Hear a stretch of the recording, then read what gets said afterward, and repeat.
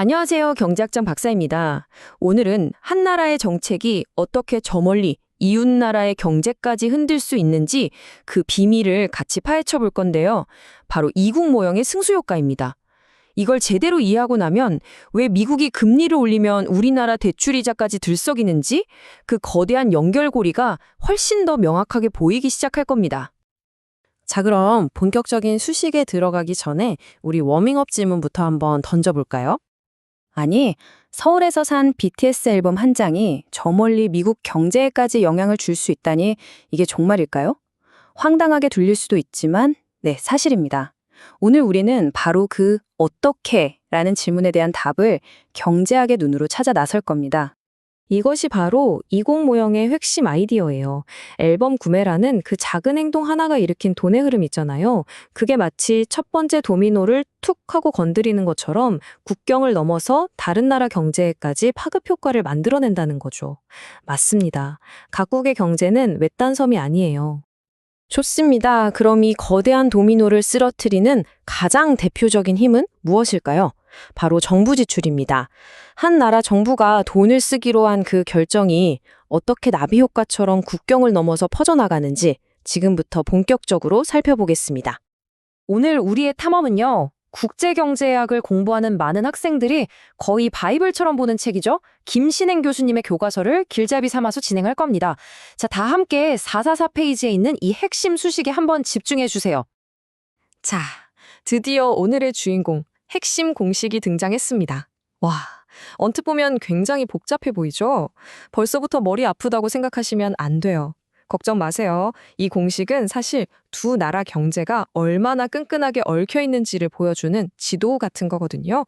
저와 함께 이 지도 읽는 법을 하나씩 차근차근 살펴볼게요. 이 공식을 한번 차근차근 뜯어보죠.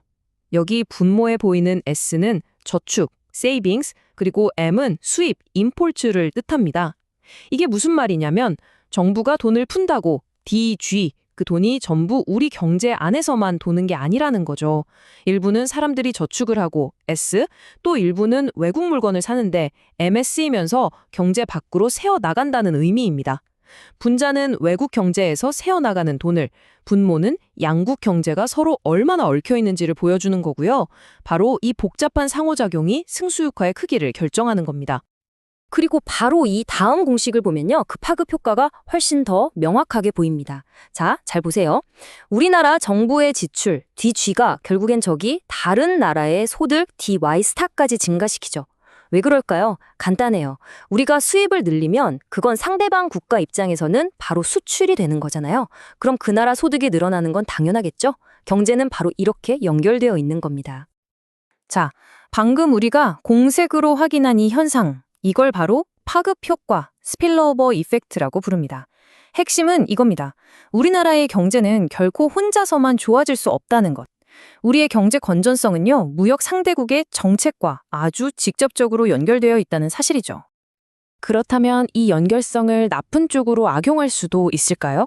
네, 가능합니다. 이제 이 개념의 어두운 면을 좀 들여다볼게요. 때로는 국가들이 이웃나라를 희생시켜서라도 자국의 이익만을 챙기려는 유혹에 빠지기도 하는데요. 이걸 아주 직설적인 이름으로 이웃을 거지로 만드는 정책이라고 부릅니다. 교과서 444페이지에서는 이 정책을 이렇게 설명하고 있어요. 수입은 꽉 틀어막고 수출만 늘려서 우리만 잘 살아보겠다, 우리 실업 문제만 해결하겠다는 시도죠. 비유하자면 강 상류에 있는 나라가 댐을 딱 막아버려서 하류 국가는 바싹 말려 죽이는 것과 같습니다. 슬라이드 왼쪽처럼 단기적으로는 우리 경제가 좀 살아나는 것처럼 보일 수 있어요. 하지만 결국엔 오른쪽처럼 상대국이 보복 관세를 때리고 결국에는 글로벌 무역 전체가 꽁꽁 얼어붙는 말 그대로 공멸의 길로 가는 아주 위험한 게임이죠.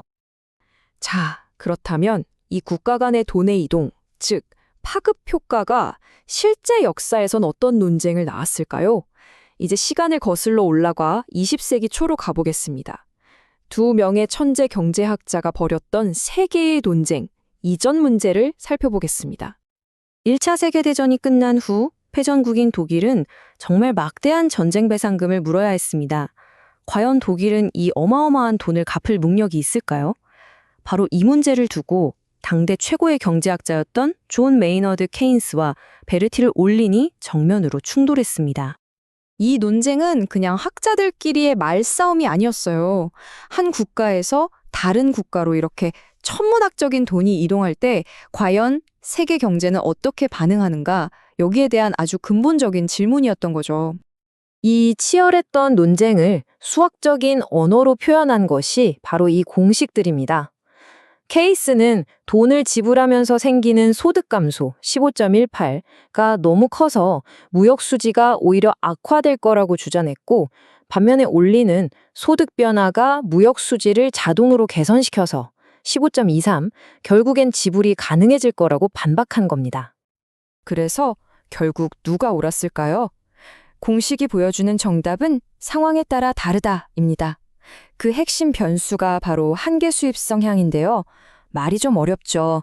쉽게 말해서 소득이 늘었을 때 수입품을 사는데 얼마나 더 쓰는가를 나타내는 비율이에요. 이 비율이 양국에서 어떻게 나타나느냐에 따라서 케인스가 맞을 수도 올린이 맞을 수도 있다는 거죠. 자, 복잡한 수식과 역사 속 논쟁까지 꽤 긴 여정을 달려왔습니다. 이제 잠시 숨을 고르고 오늘 우리가 발견한 이 핵심적인 통찰들을 다시 한번 정리해 보겠습니다. 오늘 우리가 배운 내용, 이 네 가지 핵심 개념으로 요약할 수 있습니다. 경제는 서로 연결되어 있고 작은 정책이 큰 파급 효과를 낳으며 이걸 악용하면 모두가 불행해진다는 것. 그리고 이 모든 이야기가 수학이라는 언어로 표현될 수 있다는 사실입니다. 오늘 본 공식들 때문에 머리가 좀 아프셨을 수도 있어요. 하지만 이것 하나만은 꼭 기억해 주세요. 수학은 경제학의 문법일 뿐이고요. 진짜 이야기는 그 공식이 설명하려는 바로 우리 세상의 상호작용 속에 있습니다. 국제경제학, 분명 쉽지 않은 학문입니다. 하지만 오늘 보셨듯이 이 문법을 익히고 나면 여러분은 그냥 뉴스를 보는 게 아니라 뉴스의 이면을 읽고 이 복잡하게 얽힌 세상을 꿰뚫어보는 그런 특별한 힘을 갖게 될 겁니다. 포기하지 말고 계속 나아가시길 바랍니다. 지금까지 경제학 짱 박사였습니다.